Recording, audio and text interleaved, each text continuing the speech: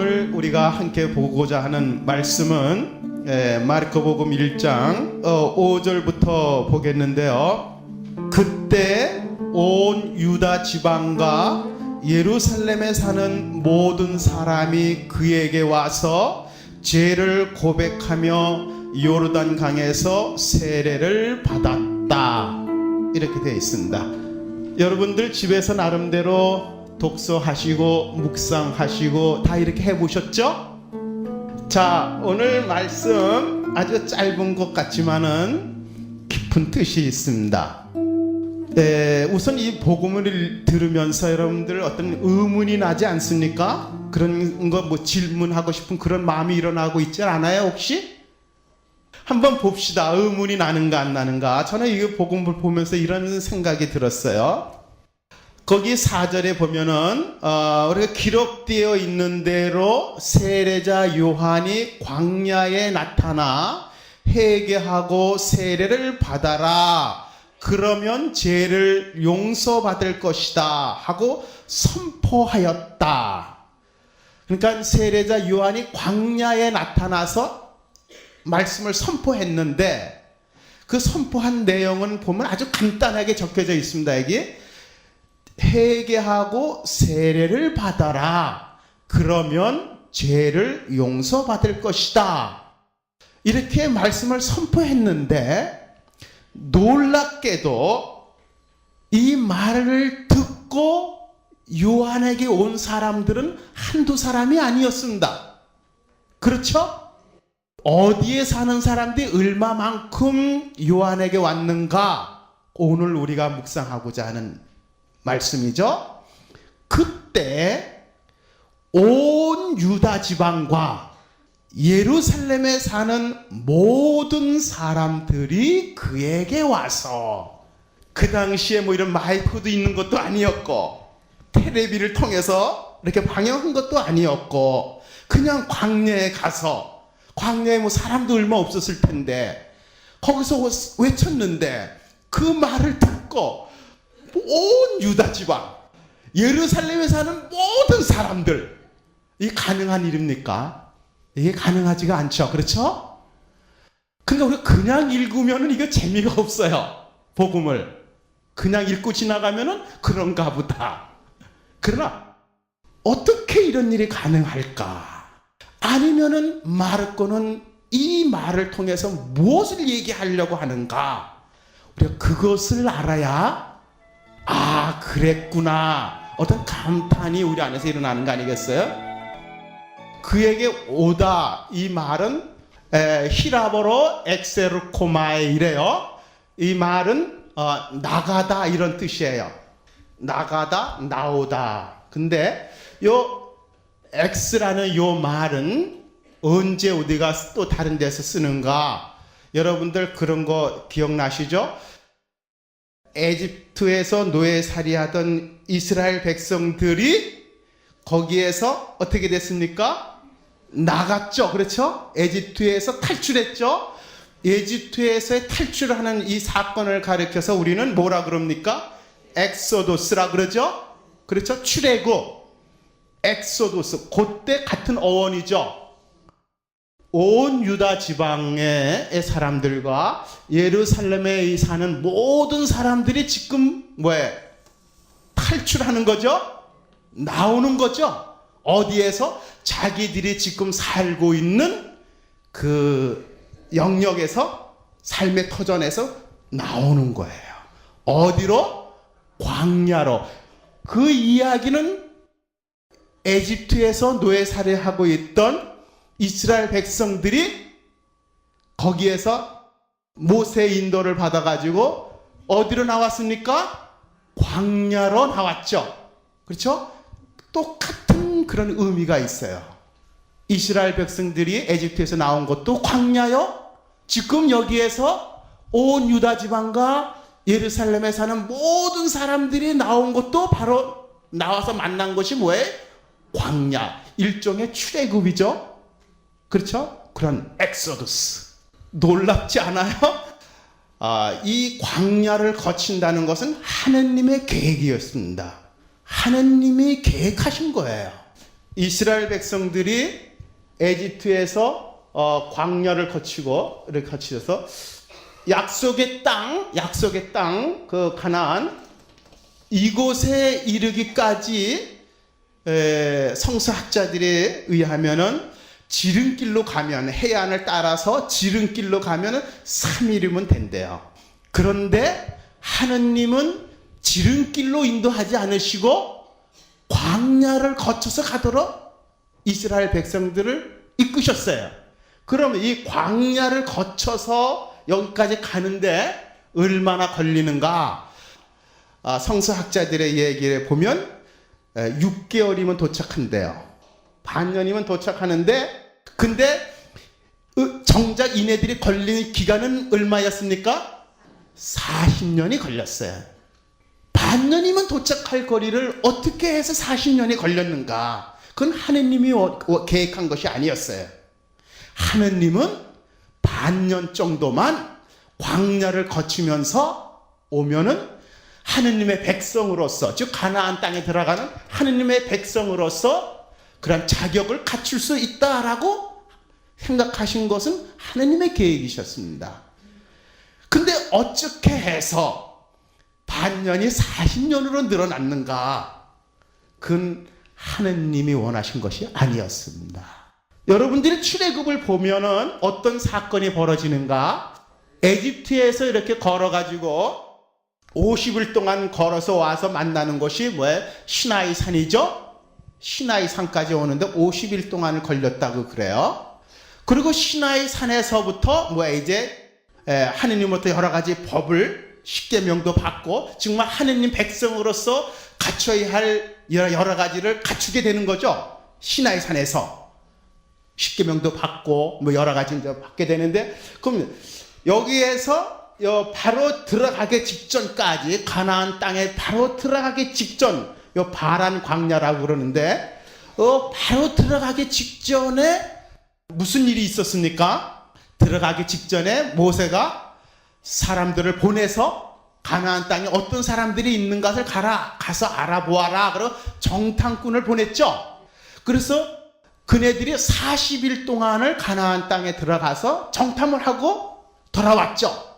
돌아와서 보고를 했죠. 그때 첫 번째 한 사람들은 여호수아 그런 사람들이 가서 뭐라 그랬습니까? 가서 보니까 굉장히 젖과 꿀이 흐르고 아주 풍부한 먹을 것도 많습니다.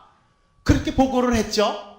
그리고 또 한 사람, 또 다른 사람들은 뭐라고 와서 얘기했습니까? 그렇게 보고하지 않고 거기에는 거인들이 살고 굉장히 우리가 들어가기 아주 살기가 힘듭니다. 이런 식으로 또 얘기를 했죠. 또 다른 사람들은 또 뭐라 그랬어요? 거기는 장대 같은 사람들이 살고 이런 식으로 얘기를 했으니까, 그러니까는 사람들이 그 보고를 듣고 여호수아의 이야기를 듣고 정말 거기에 젖과 꿀이 흐르는 곳, 하느님께서 약속하신 땅, 그곳에 들어가면은 젖과 꿀이 흐르고 정말 행복하게 살 수 있다는 그 보고를 듣고 들어갔으면은 이네들의 그 광야의 생활은 끝났을 거예요. 근데 이네들은 여호수아나 그 첫 번째 정탐꾼이 보고한 이야기를 듣지 않고 누구 이야기를 들었습니까? 그 다음에 와서 보고한 사람들의 이야기를 듣고서 하느님께 반항을 했죠. 아니, 뭐라고 반항을 했는가? 그네들이 반항을 한 것을 보면은 차라리 우리가 에집트 땅에서 죽었더라면 좋았을 것이다. 야훼는 어쩌자고 우리를 이리로 데려내다가 칼에 맞아 죽게 하는가? 에집트로 돌아갈 수밖에 없다. 이런 식으로 하느님께 또 불평을 했죠. 그래서 야훼 하느님께서 뭐라 그러셨습니까? 이 백성은 언제까지 나를 멸시할 것이냐? 그렇게도 내 힘을 나타내 보였는데 아직도 나를 믿지 못하는구나. 나 이제 연병을 내려 이 백성을 없애버리고 이들보다 훨씬 큰 민족을 너에게서 일으키리라. 이런 식으로 야훼 하느님께서 모세에게 말씀을 하셨죠. 그러면서 이렇게 얘기하시니까 모세가 또 하느님께 빌었죠. 하느님의 사랑은 그지없으시어 이 백성을 에집트에서 여기까지 이끌어 오신 동안 참아주시었습니다. 이번에도 이 백성의 죄를 용서해 주십시오 라고 모세가 하느님께 간절히 청하죠. 그 모세가 하느님께 청하니까 야훼 하느님께서 모세의 간청을 듣고 뭐라고 말씀하시는가? 14장 20절에서 23절까지 있는 말씀을 보면 내가 네 말대로 용서해 준다. 그러나 내가 살아있는 한 이 야훼의 영광이 온 땅을 채우고 있는 한 이루어질 수 없는 일이 있다. 나의 영광을 보고도 내가 에집트와 광야에서 나타내 힘을 보고도 이렇게 거듭 나를 시험하고 나의 말을 듣지 않는 자들은 그 누구도 내가 저희 선조에게 주겠다고 맹세한 땅을 보지 못하리라. 이토록 나를 업신여기는 자는 결코 그 땅을 보지 못하리라. 그러면서 또 이어지는 것이 33절에서부터 34절. 너희의 자식들은 너희 배신죄를 짊어지고 너희 시체가 썩어 없어질 때까지 40년 동안 광야에서 헤매어야 한다. 너희가 40일 동안 그 땅을 정탐하였으니 그 하루를 한 해로 쳐서 40년 동안 너희는 너희의 죄의 짐을 져야 한다. 그제야 나를 배반하는 일이 어떤 일인지 너희는 알게 되리라. 그러니까 이 40년이라는 것은 하느님이 원래 계획했던 기간이 아니었고 어떻게 해서 40년 동안 이스라엘 백성들이 광야에서 헤매게 됐습니까?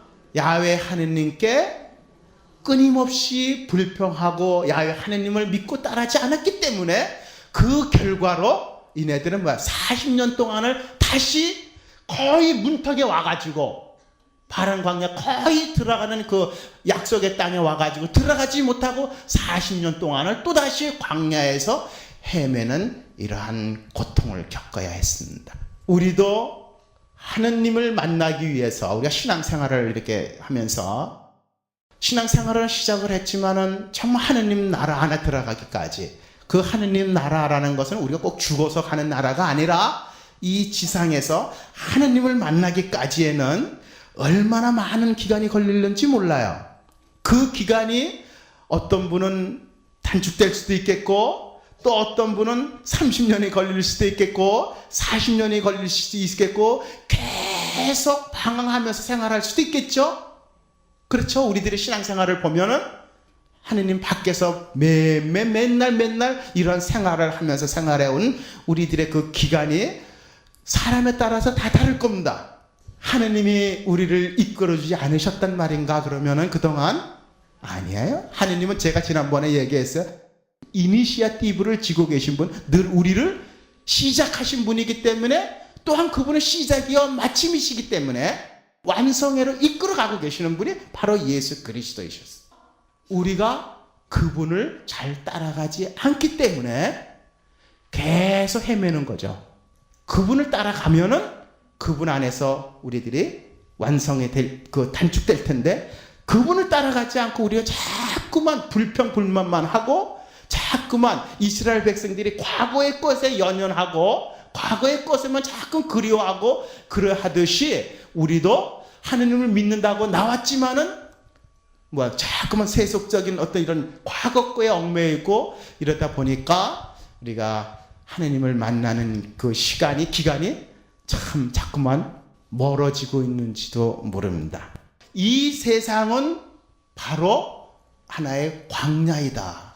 우리는 지금 광야를 걸어가고 있습니다. 근데 이 광야를 걸어가면서 우리는 두 가지 삶의 자세가 있다고 얘기했죠. 하나는 우리를 이끌어 가시는 하느님을 바라보는 그러한 삶의 자세가 있는가 하면은 또 하나는 이러한 광야를 거치면서 우리를 이끌어 가시는 하느님은 보지 않고 이러한 그 광야에서 오는 여러 가지 어려움, 불평 이런 삶의 여러 가지 그런 어려움 때문에 당하는 그런 것만 가지고 불평하면서 하느님을 원망하면서 살아가는 이런 두 가지 우리의 삶의 자세가 우리에게 있을 수 있다. 하지만 이 광야를 거치는 동안 힘들지만은 그래도 우리가 이 광야를 거치면서 우리가 바라봐야 되는 것은 바로 우리를 이끌어 가시는 그러한 야훼 하느님, 즉 예수 그리스도를 바라볼 때 우리들의 어떤 희망을 가질 수 있고 또 많은 위로와 은혜를 받을 수 있다는 것을 지난번에 한번 말씀드렸던 것 같아요. 온 유다 지방과 예루살렘에 사는 모든 사람들이 그에게 와서 무엇을 하였는가? 무엇을 했습니까? 죄를 고백하며 요르단강에서 세례를 받았다 이랬습니다. 우리도 이거 그냥 읽고 지나가면은 뭐 그랬나 보다 이렇게 할 수 있겠지만, 그러나 제가 말씀을 드렸어요. 복음을 볼 때 단어 하나하나를 먼저 그 의미를 잘 생각해 봐라. 무슨 뜻인가? 그러면 여기서 우리가 그냥 일반적으로 우리가 죄를 고백하면 쉽게 넘어갈 수 있겠죠. 너무나 많이 들었던 이야기니까 쉽게 저 생각할 수 있겠지만, 그러나 이네들이 이 와가지고 한 것이 죄를 고백하였다면 도대체 죄는 무엇일까? 한번 생각해 봐야 될 거 아니겠어요? 죄는 무엇일까? 여러분, 죄가 뭡니까? 죄를 고백한다. 죄가 뭔지 잘 모르기 때문에 죄 고백을 잘 못해요. 성사 주러 가서 고백소에 앉았으면서 항상 그런 걸 느낍니다. 죄 고백하는 걸 보면은 거의 비슷해요. 뭘 고백하는가? 고백 성사 본 지 1년 됐습니다. 아니면 3개월 됐습니다. 한 달 됐습니다. 그렇게 얘기하면서 그네들이 고백하는 제 내용은 거의 같아요. 뭘 고백하는가? 미사 참여 못했습니다. 이거예요. 미사 참여 몇 번 빠졌습니다. 그러면서 줄줄이 또 그 이유를 대죠. 왜 빠졌는지. 그러니까 고백 성사하라면 미사 참여했느냐 안 했느냐, 이게 제 고백거리에 보면은 1, 2년 동안 냉담했던 사람이 와서 고백하는 거나 3, 4개월 되고서 고백 성사하는 사람이나 다 같이 보면은 제일 첫 번째 하는 것이 많은 사람들이 고백 미사를 빠졌느냐 안 빠졌느냐 이거예요 보면은. 그래서 제가 그래요. 한 1, 2년 동안을 아니면 10년 동안을 냉담 중에 온 사람의 고백 성사를 보러 와서도 그런 얘기를 하고 그러길래, 그럼 다른 거 없습니까? 그러면 없어요. 답답하죠. 참 없어요. 그렇겠죠. 그분이 생각하는 죄란 그냥 미사 참여 안 한 것이 죄라고 생각했을 테니까. 그러니까 뭘 했느냐 안 했느냐, 그런 사람들에게서 이 미사라는 것이 얼마나 짐이 되겠어요. 그거 안 가면은 또 고백성사 봐야 되고, 가자니 억지로 가야 되고, 그거 얼마나 그 신앙생활이, 성사생활이 짐이 되고 힘들겠어요. 그럼 여러분들은 어떤가? 여러분들은 도대체 그럼 죄란 무엇인가? 전 죄가 뭔가 좀 가장 기본 되는 거, 이런 것 좀 한번 좀 우리가 알고 넘어가야 될 것 같아요. 여기서 보면은 그 죄를 고백하는데 어떤 사람은 죄를 고백하고 어떤 사람은 죄를 고백하지 않고 그런 게 없어요. 그렇죠? 모든 사람이 죄를 고백하며 그랬으니까 예외 없이 다 고백할 죄가 있다는 거죠. 그 말은 뭐예요? 우리 모두는 다 죄인이라는 거죠. 어떤 사람은 죄인이고 어떤 사람은 죄인 아니고 아니라 모든 사람들, 나도 죄인이요, 여러분들요, 인간이면 모두가 다 죄인이라는 겁니다. 그거 인정해야 돼요. 요한 1서 1장 8절에서 9절을 보면, 만일 우리가 죄 없는 사람이 아니라고 말한다면 우리는 자신을 속이는 것이고 진리를 저버리는 것이 됩니다. 그랬어요.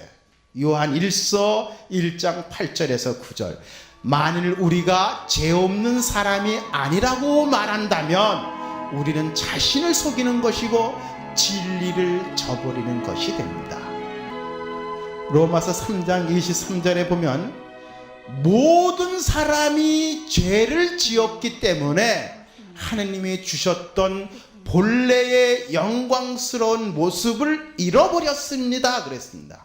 모든 사람이 죄를 지었기 때문에 하느님이 주셨던 주셨던 본래의 영광스러운 모습을 잃어버렸습니다. 즉 하느님이 주셨던 본래의 영광스러운 모습을 잃어버리게 했던 것이 뭐예요?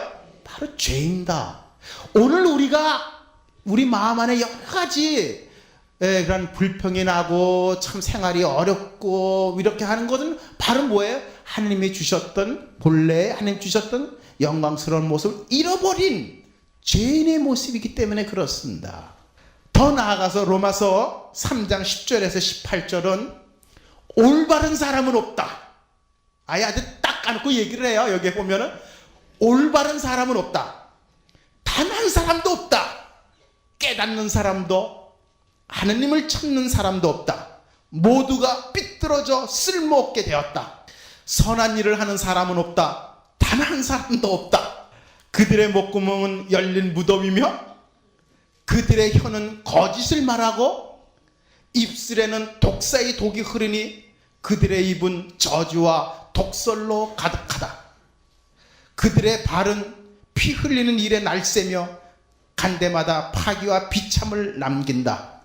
그들은 평화의 길을 알지 못하고 그들의 눈에는 하느님을 두려워하는 기색이 없다. 이렇게 얘기를 했습니다. 누가 이런 사람들인가? 죄에 사로잡혀 있는 인간의 모습이 이렇다는 거예요. 그래서 다윗은 아예 뭐라고 고백을 했느냐 하면은 시편 50장에 보면은 보소서 나는 죄 중에 생겨났고 내 어미가 죄 중에 나를 배웠나이다 그랬어요. 자, 그러면은 죄란 무엇일까? 죄에 대해서 우리가 이해하려면은 이 세상에 어떻게 해서 죄가 들어오게 됐는지 그 죄가 들어오게 된 그 상태를 보면은 그때 죄가 무엇이었는가 하는 걸 알 수 있는 거 아니겠습니까? 그렇죠? 그러면 최초로 이 세상에 죄가 들어오게 했던 이야기가 우리가 창세기에 보면 있죠. 창세기 2장 16절에서 17절 야훼 하느님이 아담과 에와를 창조하시고 아담과 에와를 행복하게 살도록 하기 위해서 에덴 동산을 꾸며주셨죠. 거기 없는 것 없이 다 갖춰주셨어요. 그러시면서 단 하나만 부탁했어. 단 한 가지만 뭐를 부탁했습니까? 여기에 있는 다른 건 다 네 마음대로 하되 여기에 있는 선악과 나무만은 따먹지 말아라. 그것을 따먹는 날 너는 반드시 죽는다 그랬어요. 그것을 따먹지 말아라 그랬고 그것을 따먹는 날 너는 반드시 죽는다. 어떻게 되는다는 것까지도 얘기해 주셨어요. 하느님은 다른 거 다 있으니까 이거 지키는 것이 이거 어려운 부탁이 아니죠. 어려운 부탁 아니거든요. 이 이야기는 뭐예요? 인간에게는 하느님 자유를 주셨다는 거죠. 따먹을 수도 있고 따먹지 않을 수 있는 그런 자유를 주셨다는 얘기죠. 모든 걸 다 고대 자유가 없다면 뭐겠어요? 로봇과 같겠죠. 그렇죠? 그건 재미가 없죠. 그런 것이 아니라 인간은 하느님이 창조하시면서 자유를 주셨다. 그래서 그러한 자유를 주셨기 때문에 그 자유를 잘 사용하라는 얘기죠. 근데 이 약속이 이것이 어떻게 해서 깨졌습니까? 뱀이 와서 꼬셨죠. 뱀이 와서 꼬시면서 뭐라고 얘기를 했습니까? 창세기 3장 5절에서 6절을 보면 절대로 죽지 않는다. 그 나무 열매를 따먹기만 하면 너희의 눈이 밝아져서 하느님처럼 선과 악을 알게 될 줄을 하느님이 아시고 그렇게 말하신 것이다.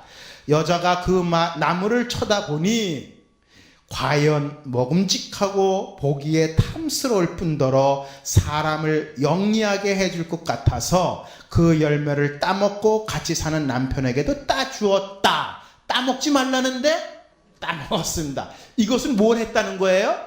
하느님의 말씀을 거역했다는 거죠. 하느님의 뜻을 따르지 않고 뱀의 말을 따라간 거죠. 여기에서부터 불행이 시작을 했죠. 그렇죠?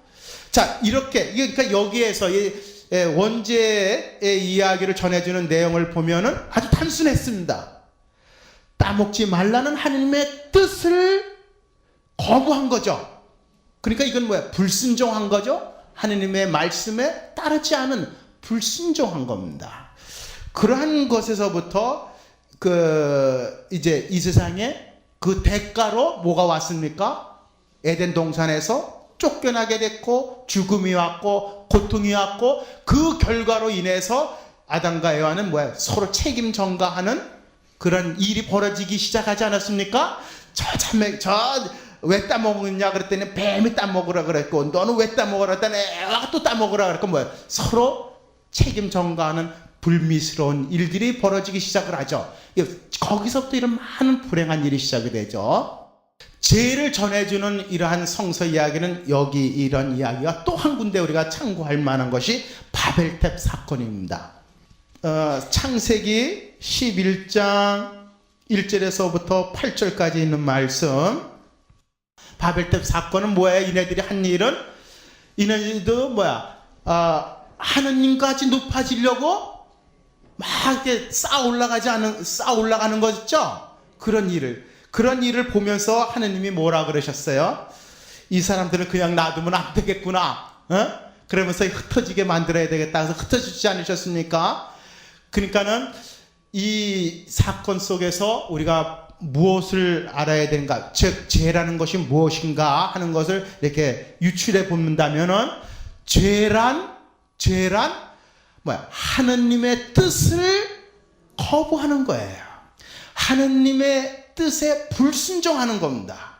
또 바벨탑 그 사건에서 이네들이 한 일은 뭐예요? 하느님 없이 우리 인간의 힘으로도 무엇이든지 할 수 있다는 것을 보여주는 거죠. 그러니까는 하느님 없어도 우리든지 얼마든지 해낼 수 있다는 그 하느님을 제외시키는 일입니다. 인간이 하는 그 일에 있어서 하느님을 필요로 하지 않는, 거부하는 거, 하느님을 예외시켜 버리는 거, 그리고 자기들 힘으로 무엇인지 할 수 있다고 이렇게 생각하는 거, 바로 이런 것들이 죄의 근원이었습니다. 그렇다면은 우리가 죄라는 것이 그냥 뭐 주일 미사 참여했습니다, 안 했습니다, 이런 것보다도 여러분들이 이런 질문을 해보셔야 돼요. 주일 미사를 내가 빠졌습니다. 그러면 그것은 하나의 결과일 뿐이죠.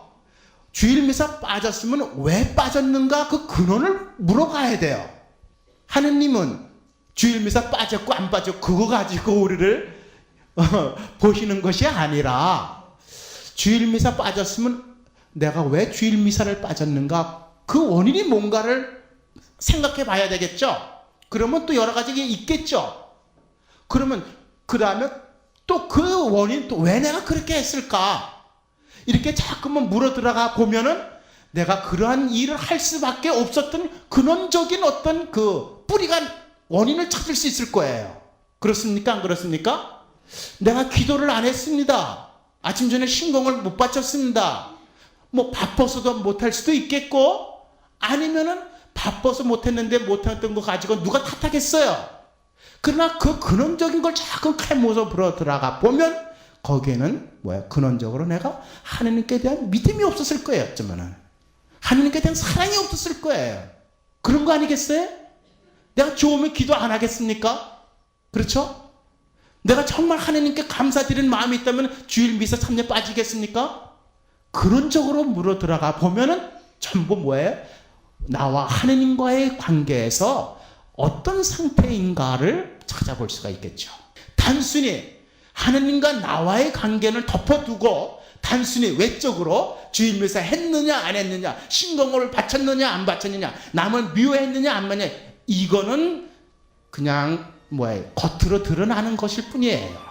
여러분이 병원에 어디 몸이 아파서 가면 여기 얼굴에 뭐가 난다든지 그러면 단순히 그것만 치료하는 것이라, 의사는 그거를 치료하기 위해서 그 병의 근원이 뭔지를 알고 캐어 들어가서 그 병의 원인이 뭔지를 찾아내야 병을 치료할 수 있는 거 아니겠어요? 원인이 뭐냐? 모든 죄는 나와 하느님과의 관계입니다.